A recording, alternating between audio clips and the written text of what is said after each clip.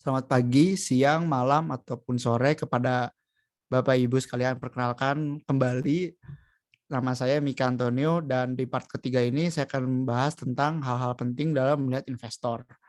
Nah, di sini saya akan membahas tentang mempelajari kira-kira investor seperti apa yang Bapak Ibu kira-kira cocok nih. Nah, untuk pertama sebelum kita mencari investor atau mendapatkan investor, biasanya investor ini tertarik sama kriteria bisnis yang seperti apa sih? Atau bisnis ideal seperti apa yang diinginkan oleh dari seorang investor. Nah, hal-hal yang harus disiapkan antara antara lain yang pertama, sinergi dari masing-masing tim pada suatu tim bisnis. Mungkin Bapak memiliki pekerja di bagian pencatatan keuangan atau bagian penjualan. Nah, itu tuh harus jadi tim yang solid terlebih dahulu sehingga bisnis Bapak ini bisa sustain atau berkelanjutan. Ketika sudah berkelanjutan dan mendapatkan pelanggan tetap, biasanya bisnisnya memiliki pemasukan uang arus kas yang tetap dan itu terlihat seperti bisnis yang sehat di mata para investor. Yang kedua memiliki keunikan dalam nilai jual produk. Uh, ya keunikan ini bisa dibilang seperti inovasi.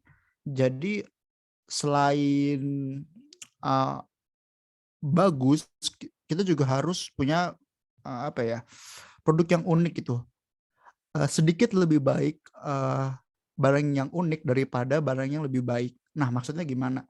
Jadi ketika kita punya barang yang atau produk atau jasa yang unik, orang tuh lebih ingin tahu, kepo gitu sama produk atau jasa-jasa yang Bapak Ibu tawarkan.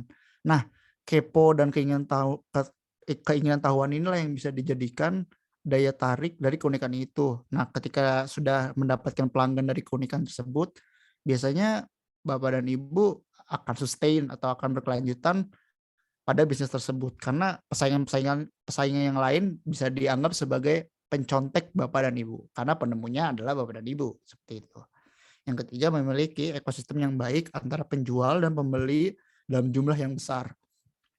Nah, ekosistem ini dapat dibentuk dari dua cara, yaitu pengembangan bisnis dari misalkan Bapak dan Ibu masukin produk Bapak Ibu ke e-commerce kayak Tokopedia, Shopee, atau Blibli gitu. Nah, ketika sudah makin meluasnya jaringan pencapaian Bapak dan Ibu kepada pelanggan, ketika pelanggan senang atas pelayanan Bapak dan Ibu dan produk Bapak Ibu, maka akan terbentuk ekosistem dan jumlahnya akan semakin besar. Karena Bapak dan Ibu tidak hanya berjualan di skala yang kecil.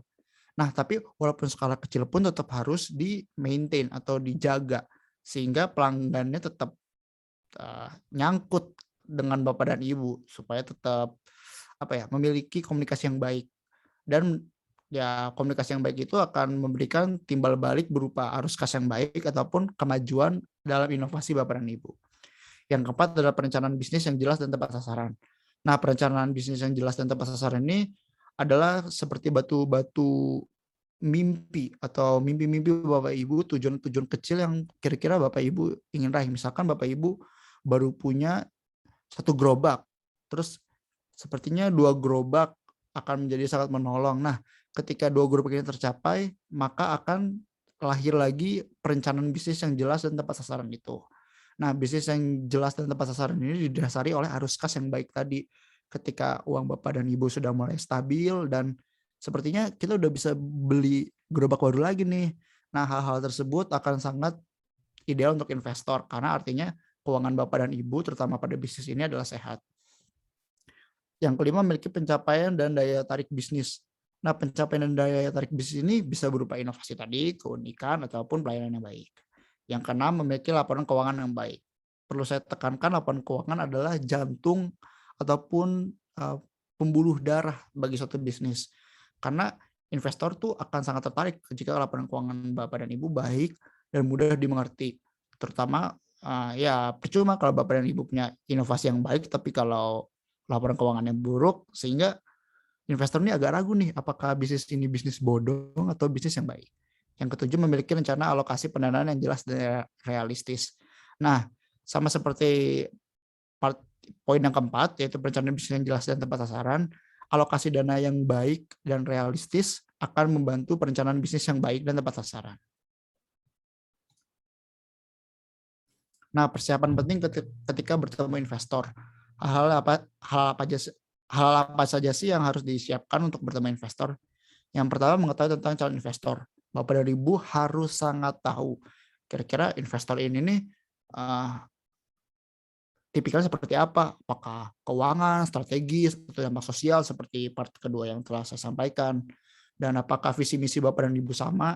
Dan Bapak dan Ibu jangan lupa juga cek kondisi bisnis yang pernah dia danai. Apakah bisnisnya semuanya bangkrut? Apakah semua bisnisnya maju? Apakah Bapak dan Ibu melihat investor ini sangat care dengan bisnis yang dijalani oleh Bapak Ibu?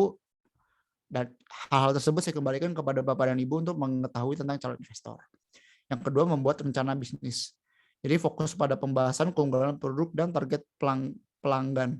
Jadi rencana bisnis ini nih kayak isinya presentasi di mana Bapak dan Ibu tuh harus tahu keunggulan produk Bapak dan Ibu itu apa dan target pelanggannya tuh kalangan siapa? Kalangan orang tua kah, kalangan muda kah, atau orang-orang di desa Bapak dan Ibu, atau mungkin lebih fokusnya ke ekspor impor seperti itu.